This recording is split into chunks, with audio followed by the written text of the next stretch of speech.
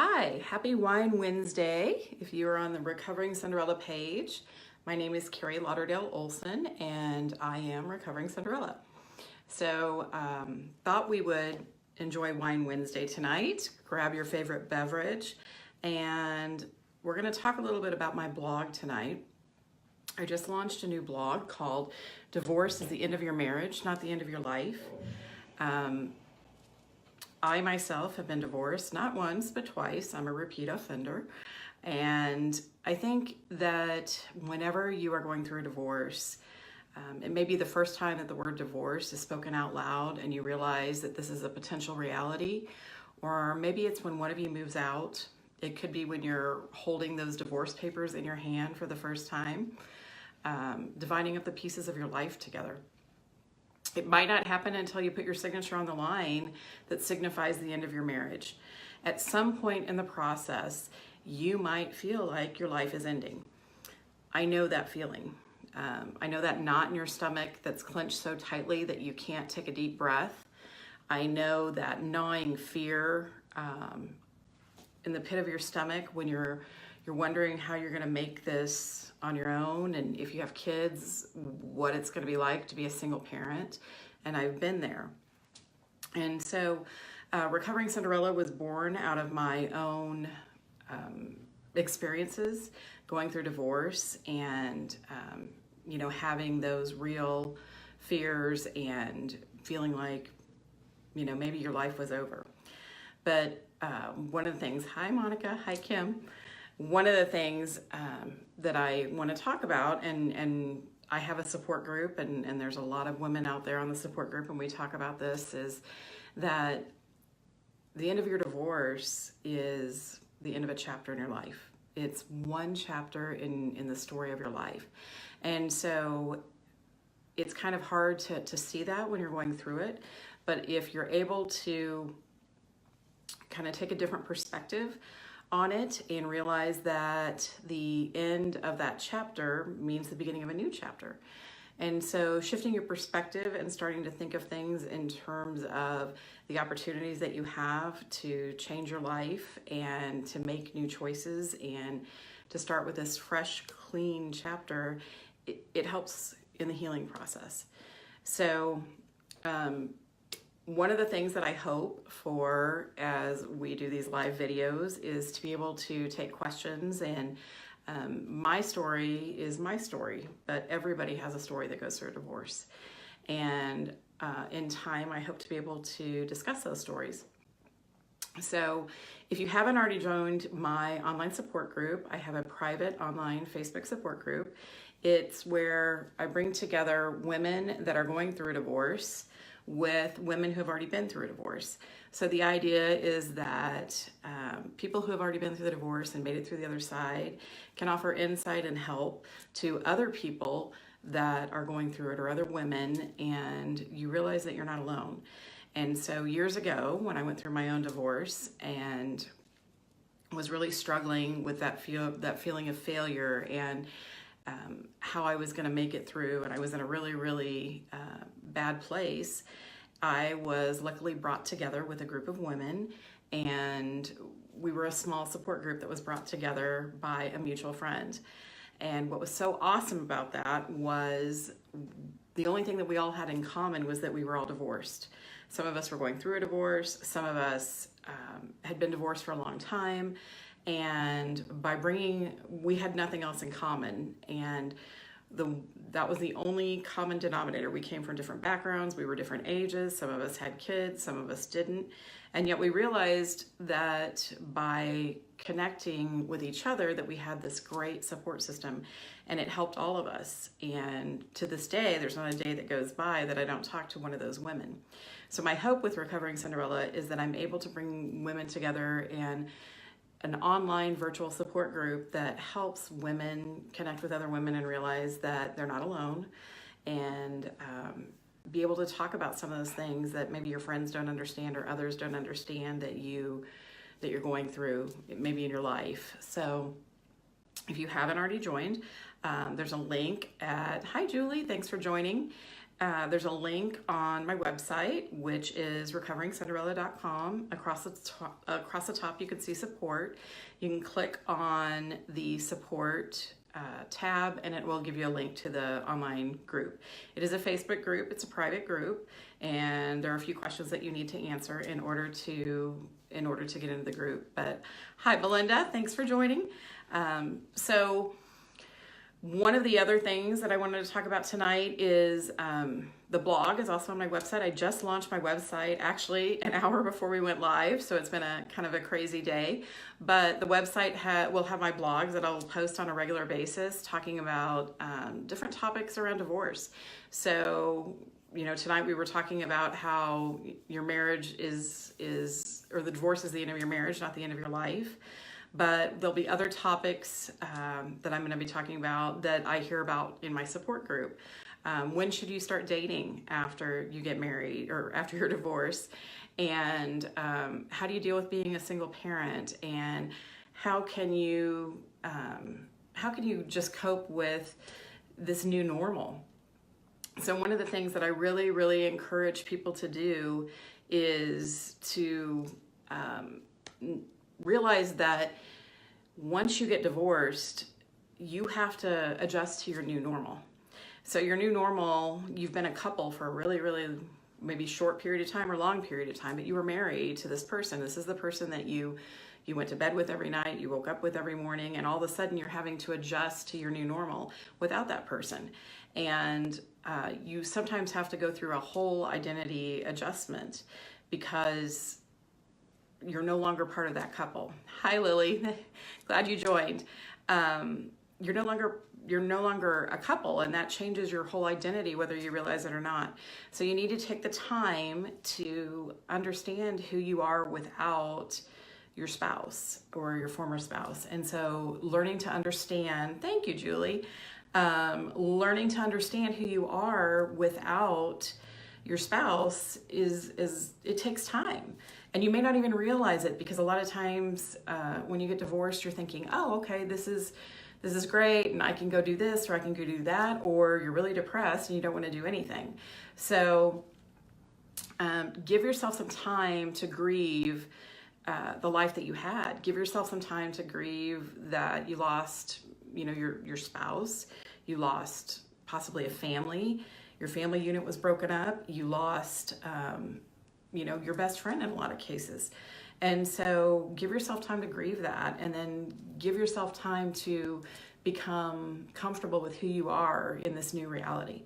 And so that takes time, and it takes time to do that before you try to jump into a whole nother relationship. So that's one of the things that I talk about, or I will be talking about more, is not to jump into a relationship right away when you've gone through a divorce, because you need to take that time to kind of reevaluate who the new you is and what your new reality is. So for you guys that joined, do you have any topics that you want to talk about? I know, Belinda, you said you were divorced after 30 years, and that's a really significant, that's a whole lifetime. And of course you're scared. Everybody's scared that goes through a divorce. I don't know anybody that I've talked to that hasn't been scared. Even when you want the divorce and you know it's the best thing for you, it's still very, very scary because it's an unknown. It's something that you have no idea how you're going to face alone, and this is a new reality. And so it's normal to be scared. It's normal to have that fear. It's normal to have those feelings. So give yourself the time to acknowledge that and to realize that that's okay, and that it does get less scary. Each day that you get out of bed and you take those steps and you realize that you are doing it on your own, and that you're making decisions, and you're living your life on your own, it gets a little less scary. And Lily, you're right. There's a little bit of excitement in there. It's like all of a sudden you get an opportunity to do some things that maybe you couldn't do before, or maybe it wasn't allowed, or it wasn't something your spouse wanted to do. So kind of take take some time to enjoy those things. So maybe your spouse didn't like to go out and eat, or maybe your spouse didn't enjoy an activity that you like to do, or maybe you always wanted to try to learn something new. So this is the time to do that. Being angry and sad is normal too.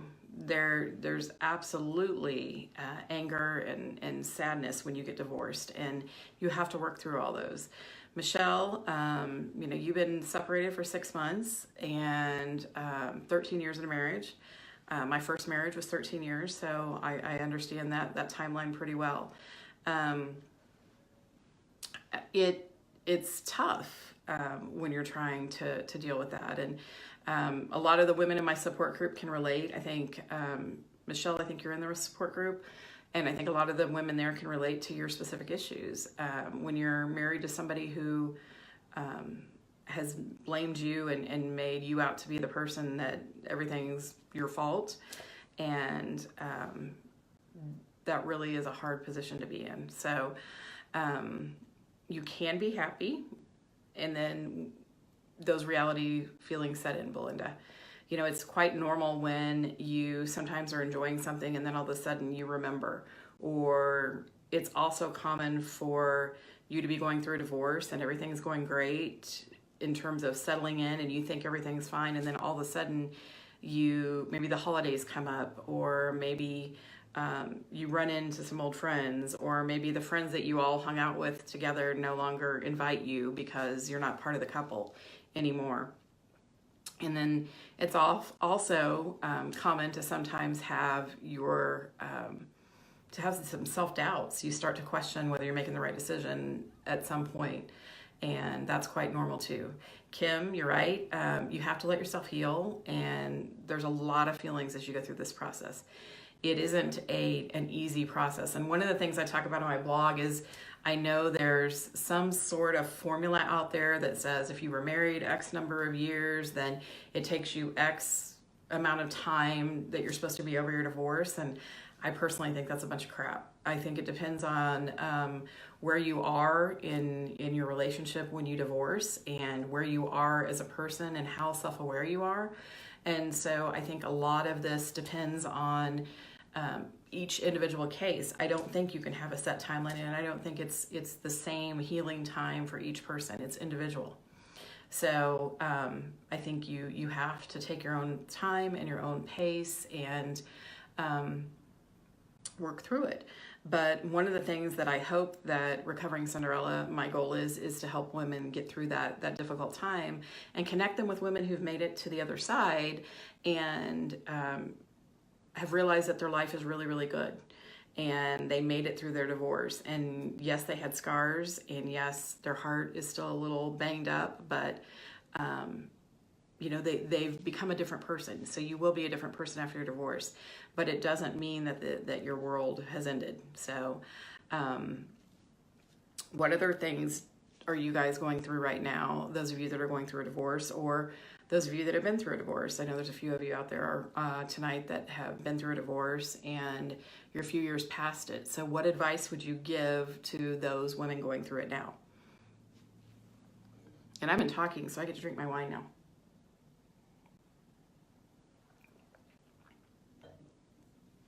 Custody battle. That's a tough one.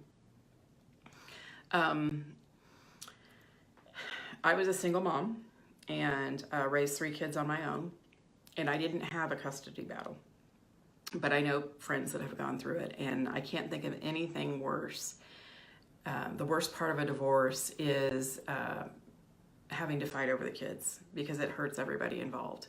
So really feel for you, Michelle, if you're going through a custody battle. And the best possible case scenario is if you two can work together on a co-parenting plan, and that's the best case scenario, but it's not always possible. So whatever you can do to take the high road, even though you may be angry and hurt, do what you have to do for your children to make it the best possible situation for your kids. Lily asks, has anyone remained friends with their ex? Kim, I think you have a friendly relationship with your ex. I wouldn't say you're friends, but you guys have an amicable relationship. Would you agree? I personally do not have a good relationship with either one of my exes. the father of my 3 children moved away, moved to another city, and basically we haven't talked in years. My second ex, which is the basis of Recovering Cinderella and the book that I'm writing, I have not seen him or talked to him in many years, but we didn't have kids together. Kim says that she is friends with her ex, but it has taken a lot of work to get there. So it wasn't something that happened overnight, and they've both kind of worked to try to co-parent together, and I think they have a pretty amicable relationship, so it can happen. Any other questions? Julie says she's friends with her first husband and won't be friends with a second one. Those second ones really, in my case, and that's one of the topics that I want to talk about a little bit more in the coming weeks, is that a lot of times when you get divorced the first time and you're hurting and it's a natural inclination that you want to start dating really soon. You want that validation, and a lot of times you make a not the best decision because you're not in the best place and you haven't fully healed, and you jump into another relationship. At least that's what happened in my case. And I got remarried the second time very quickly, and it ended up being basically the biggest mistake of my life. So, but a lot of that happens when you don't give yourself time to heal, and you don't give yourself time to come to terms with who you are before jumping into another relationship. Lily says her divorce is very amicable, which is good. That's great. Lily, do you have kids? She's typing. Belinda, you said you didn't talk to your ex for years.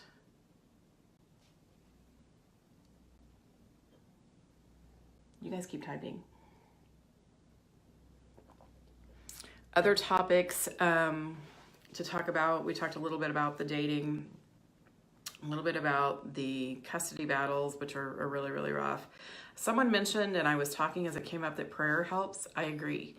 I have a very strong faith in God that helped me through the most difficult time in my life, and it was because of that the women that I was brought together with my original support group were all women that I met at church, and were a big part of my healing and a big part of my faith. Okay, Belinda.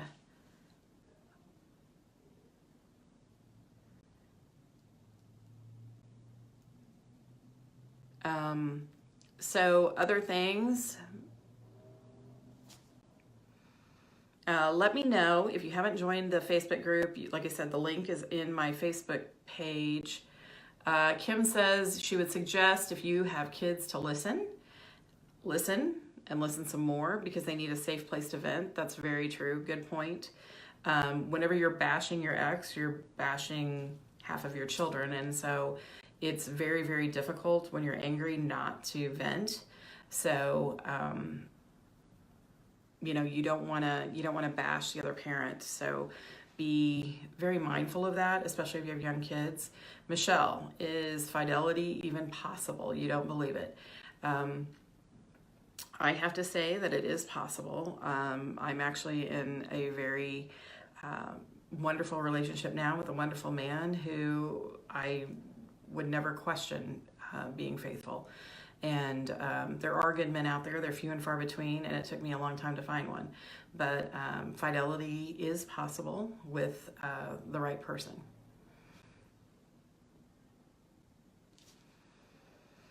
Okay, ladies. Well, if there are other topics that you would like to talk about, either in the support group, and yes, Monica, I did.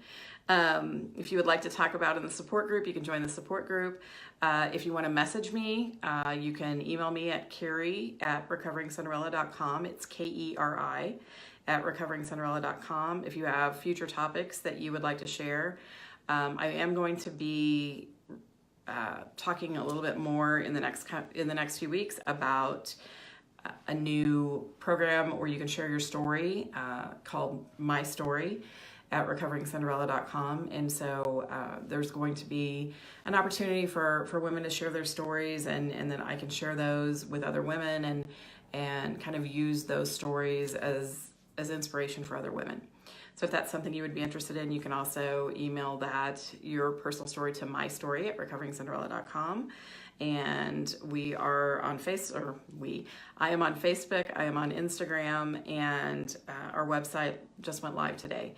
So I hope that the things that we're putting out there are helping, bringing some support to anyone that's hurting right now and going through a divorce, and helping them realize that they're not alone.